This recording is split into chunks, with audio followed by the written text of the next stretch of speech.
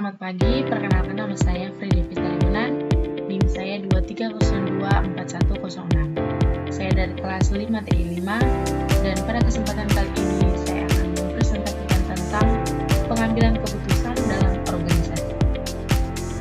Langsung saja kita masuk pada bagian pengambilan keputusan, dan seperti yang teman-teman melihat, di sini ada gambar yang telah terpapang, dan pada gambar tersebut tertulis simplification dan assumptions. Kita masuk pada intelligent phase. Yang pertama organizational objective, yang kedua search and scanning procedure, yang ketiga data selection, yang keempat problem identification, yang kelima problem classification, dan yang terakhir problem statement. Dan selanjutnya validation of the model. Dan kita masuk pada yang kedua, design phase. Yang pertama formulate a model, yang kedua set criteria for choice, yang ketiga search for alternative, dan yang terakhir predict and measure outcomes. Selanjutnya ada verification, testing of proposed solution. Kita masuk yang terakhir, choice point. Yang pertama solution to the model, yang kedua sensitive analysis, yang ketiga selection of best, yang keempat plan for implementation, dan yang terakhir design of a control system. Menuju pada implementation of solution, dan kemudian sukses, dan juga reality, dan kembali lagi di simplification acceptance. Selanjutnya kita masuk pada bagian kedua, dan di sini ada intelligent, design, dan choice. Yang pertama kita masuk pada intelligent. Di sini yang mengidentifikasi masalah atau peluang, mengumpulkan data dan informasi relevan, menganalisis lingkungan internal dan eksternal, menyadari adanya kebutuhan untuk mengambil keputusan. Yang kedua, desain.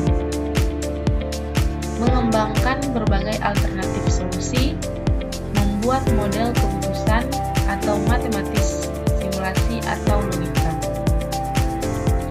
Menilai dampak dari setiap alternatif, menentukan kriteria evaluasi, dan yang terakhir choice. Mengevaluasi alternatif berdasarkan kriteria, memilih solusi terbaik atau paling layak, dan yang terakhir mengambil keputusan akhir. Kita masuk pada identifikasi masalah. Identifikasi masalah dimulai dengan melihat tujuan dan sasaran organisasi yang berkaitan dengan isu yang ada. Pada tahap ini ditentukan apakah terdapat masalah, dikenali tanda-tandanya, dilihat seberapa besar dampaknya, lalu dijelaskan secara jelas. Penting untuk membedakan gejala sebagai tanda dengan masalah sebagai penyebab. Masalah dapat diketahui melalui pemantauan produktivitas organisasi yang dinilai berdasarkan data nyata. Mengumpulkan data dan memperkirakan kondisi di masa depan sering menjadi bagian yang paling sulit. Dan di sini juga kita masuk pada isu yang muncul dalam pengumpulan estimasi masalah. Kadang data tidak tersedia atau memerlukan biaya besar untuk diperoleh. Data yang ada bisa saja tidak akurat atau kurang tepat. Bahkan seringkali estimasinya bersifat subjektif. Ada pula kemungkinan data tidak aman. Beberapa data yang penting memengaruhi hasil bisa bersifat kualitatif. Selain itu, hasil akhir mungkin muncul lebih lambat dari periode metode yang ditentukan. Dalam banyak kasus, estimasi juga hanya diasumsikan berdasarkan data historis sehingga belum tentu sesuai dengan kondisi mendatang. Selanjutnya, kita masuk pada identifikasi masalah dan klasifikasi masalah. Yang pertama, identifikasi masalah. Menentukan apakah masalah benar ada, di mana, dan seberapa signifikan dapat dilakukan setelah investigasi awal selesai dilakukan. Yang kedua, poin kunci adalah apakah sistem informasi melaporkan masalah atau hanya melaporkan gejala-gejala dari sebuah masalah. Kita masuk pada klasifikasi masalah. Konseptualisasi terhadap sesuatu masalah dalam rangka menempatkannya dalam suatu kategori yang dapat didefinisikan mengarah pada suatu pendekatan solusi standar. Yang kedua, pendekatan penting dalam mengklasifikasikan masalah-masalah sesuai tingkat strukturisasi pada masalah tersebut. Selanjutnya kita masuk pada strukturisasi masalah keputusan dalam kurung Simon 19. Masalah yang pertama, masalah terprogram. Masalah-masalah yang terstruktur dengan baik, yang berulang serta rutin, dan untuk masalah-masalah tersebut telah dikembangkan model-model standar. Contohnya, jadwal mingguan karyawan, seterminasi bulanan, arus kas, seleksi tingkat inventory untuk suatu sistem, untuk suatu item spesifik di bawah permintaan konstan. Selanjutnya, masalah tidak terprogram. Masalah tidak terstruktur yang belum dikenal sebelumnya dan tidak terjadi lagi. Contohnya, menangani proyek penelitian dan pengembangan yang rumit, keputusan merger dan akuisisi, memilih suatu pekerjaan, mengevaluasi inisiatif e-commerce. Masalah semi terstruktur berada di antara kedua spektrum tersebut. Masalah dapat menjadi tidak terstruktur ketika pengetahuan atau informasi yang tersedia sangat minim atau tidak ada.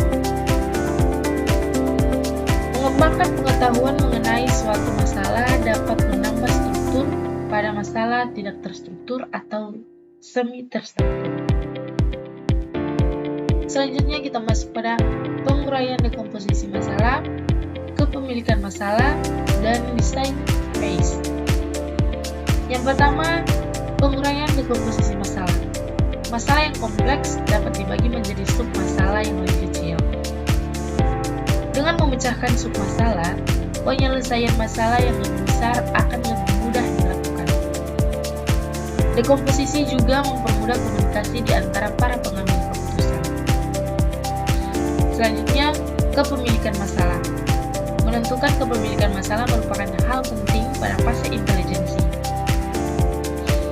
Dalam organisasi, suatu masalah hanya dapat diselesaikan jika ada individu atau kelompok yang mau mengambil tanggung jawab serta memiliki kemampuan untuk menanganinya.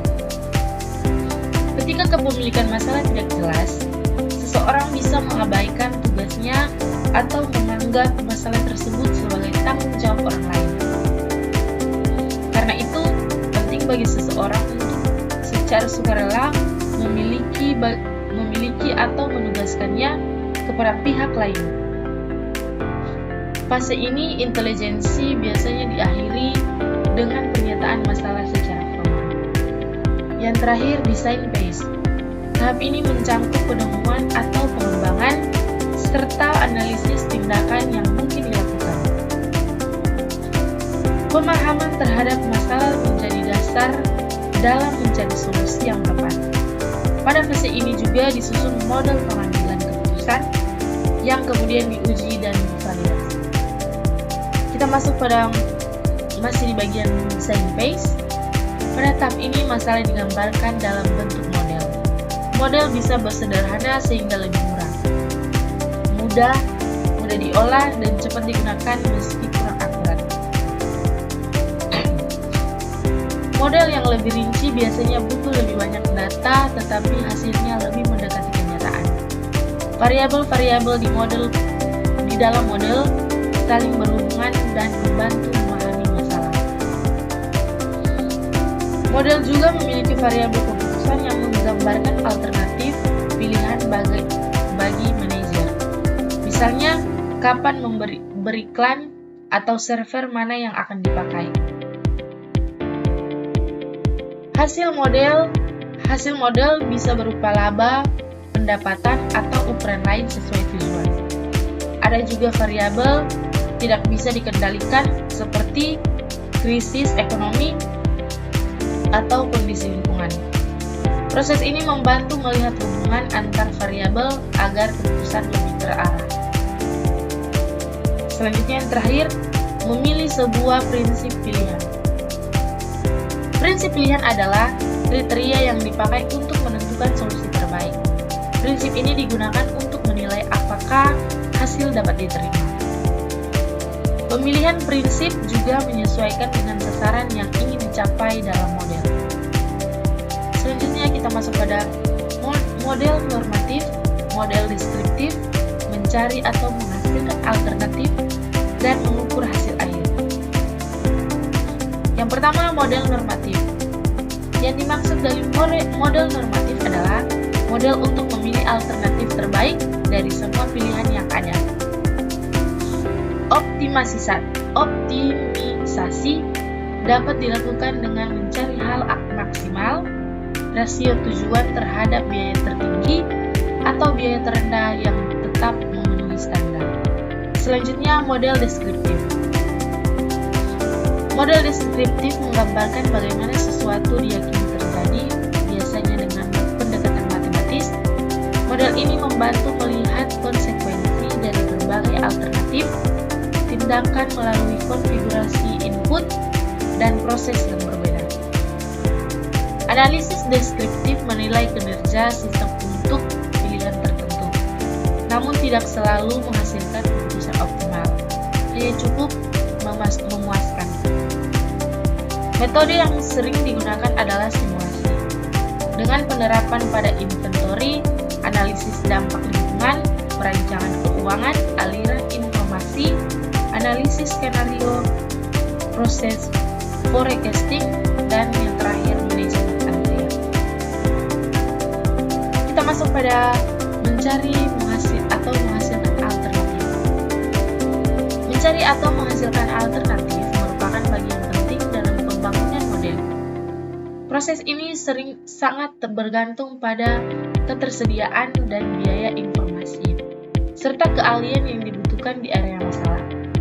Pencarian alternatif dilakukan setelah menentukan kriteria untuk mengevaluasi alternatif. Yang terakhir kita masuk pada mengukur hasil akhir. Nilai dari sebuah alternatif dievaluasi dalam hal pencapaian tujuan. Contohnya, laba adalah suatu hasil akhir, maksimalisasi laba adalah suatu tujuan, dan keduanya dinyatakan dalam terminologi dolar. Selanjutnya kita masuk pada choice phase. Choice phase adalah tahap pengambilan keputusan nyata dengan memilih satu alternatif terbaik untuk dijalankan. Proses ini meliputi pencarian, evaluasi, dan rekomendasi solusi yang sesuai untuk model. Alternatif diuji dan dievaluasi dengan mempertimbangkan tujuan yang ada agar seimbang. Analisis sensitivitas digunakan untuk menilai ketangguhan alternatif, sedangkan analisis bagaimana jika membantu memahami dampak perubahan parameter. Pendekatan yang digunakan dapat berupa teknik analitik, algoritma, heuristik, maupun blind search. Kita masuk pada kesimpulan. Dalam organisasi, pengambilan keputusan dilakukan melalui proses yang terarah, dimulai dari mengenali masalah, lalu mencari informasi untuk memahami situasi dengan jelas. Setelah itu, dibuat beberapa pilihan solusi yang mungkin bisa digunakan. Setiap pilihan dianalisis untuk melihat mana yang paling sesuai sesuai dengan tujuan organisasi. Setelah dipilih, keputusan dijalankan dan hasilnya dipantau agar bisa diperbaiki jika perlu. Ada dua pendekatan yang bisa digunakan. Yang pertama, menunjukkan cara ideal dalam mengambil keputusan, dan satu lagi menggambarkan cara yang umum terjadi di dunia nyata. Keduanya membantu organisasi membuat keputusan yang lebih tepat dan efektif. Sekian dari saya, terima kasih.